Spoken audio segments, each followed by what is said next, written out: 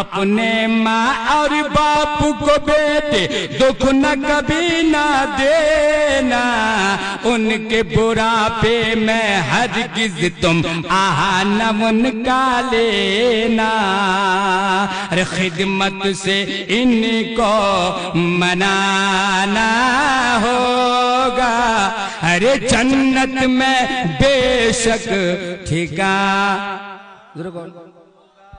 سبحان اللہ سبحان اللہ۔ سن میں نے سنا بولو، ہاں سن لے سن لے۔ ضرور کہو سبحان اللہ۔